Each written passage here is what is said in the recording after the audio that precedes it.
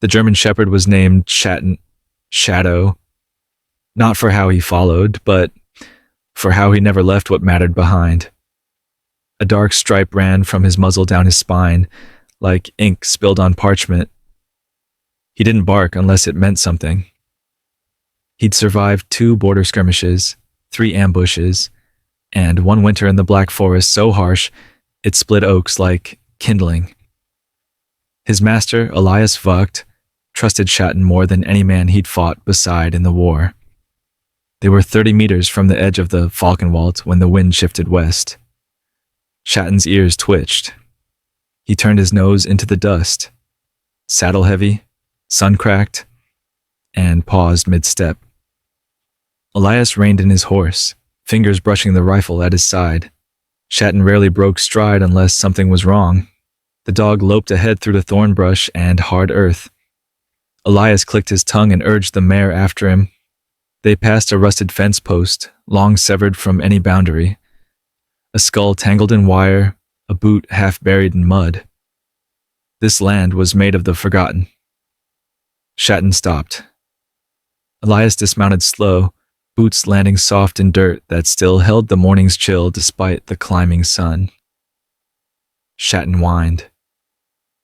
She was curled in the shadow of a boulder, half covered in earth as if she'd been trying to bury herself. Skin the color of damp ash, lips split, hair matted with blood. Her dress, once pale blue, was shredded by thorns, the hem frayed like a wolf's bite. Elias didn't speak. He crouched beside her and pressed the back of his hand near her mouth. There was breath, thin as parchment, but breath. Schatten sat on his haunches and watched. Elias tipped water to her lips. She swallowed once, then convulsed. Dust lifted from her throat in a weak cough. She tried to move, failed. Her eyes fluttered but didn't open. He lifted her into the saddle and tied her in place, her arms limp as rope. Mounting behind her, he guided the mare toward the foothills, where a half-ruined forester's hut stood hidden behind pines. A place Elias hadn't visited since the spring floods warped its door. It was better than leaving her for the crows. She weighed nearly nothing, a girl hollowed by something too big for her bones. Schatten ran ahead, leading the way as if he knew she belonged to something that mattered. By dusk, the hut's lone hinge groaned. Elias set her on the cot, tore his shirt into strips, poured schnapps over her wounds. She didn't wake but jerked at the sting. He spoke little, cleaned her limbs, picked thorns from her feet. Her ankles were torn, her ribs too sharp. Someone had hunted her, or left her for the wolves. He slept near the hearth, one eye open, the rifle across his lap. Schatten curled beside her cot, head on his paws, watching her breathe. 2 days passed before she opened her eyes. They were green, not pale, but deep, like moss pressed into stone. She didn't speak, just looked at him. He offered water. She drank in silence. "Know where you are?" he asked. Her lips parted. "No." "Name?" She swallowed. "Dunno." A lie. Or maybe not. But Elias had learned long ago that a lie told by a wounded woman was worth hearing out. "You got a mark?" he asked. "Tattoo, scar, pendant?" She blinked, then raised her arm. On her inner wrist, a burn. Circular. Not a brand, but deliberate. Elias didn't react, but something cold stirred in his chest. He'd seen that mark once before, years ago, on a letter sealed with wax. In another life, before borders and bloodshed, Elias Vught had been promised to a girl. An arrangement between families. She was from the East, the daughter of a merchant with debts. He'd never met her, only seen the miniature portrait on the back of a letter and the mark pressed into the wax, a ring of fire, something her mother used to ward off evil in the old ways. The mark was meant to protect the girl. She vanished 2 years later. The engagement was dissolved. He'd never thought of her again. The girl in the hut healed slowly. She spoke little, but watched everything. When Schatten left her side to scout or chase a hare, Elias saw her fingers twitch against the cot's frame. She slept with her hands curled like claws.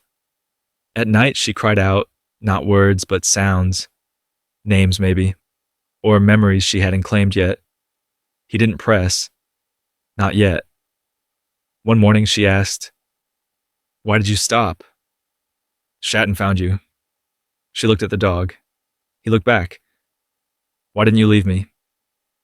"Didn't seem right. You've done wrong things before." He met her gaze. "Plenty." She nodded, as if she'd known that. By the 6th day, she could walk. Elias gave her his old shirt, a belt, to cinch the fabric into something less ragged. She took it with the quiet grace of someone who knew better than to ask for more. "You'll need a name," he said. She looked toward the window. "I like Lena." He didn't react. Just watched the wind flatten her hair against her cheek. "Fine," he said. "Lena it is." Shatton whined. The room fell still. She turned toward the dog and said, not to Elias, but to the air between them, "I think I was supposed to find you." Elias didn't answer. Outside, the wind rose. Far off, a raven screamed, as if it knew what she meant. He caught her once, days later, trying to start a fire with her bare hands, striking stone against stone with shaking fury. Her fingers were blistered, her face hollowed by something he hadn't named. "Who did it?" he asked. Her eyes turned glass. "They thought I was dead." Elias nodded. He'd seen that kind of mistake before, the kind that left a person walking long after their shadow had given up. He let her stay. She helped him mend the roof, fetch water, boil roots. She never asked what he'd done before this life. He didn't ask what she remembered. But every night, he watched her turn the burn on her wrist against the firelight, as if it were a compass pointing somewhere buried deep. Then one night, she stood at the door, Shatton at her side, and said, "I want to find them." Elias didn't have to ask who.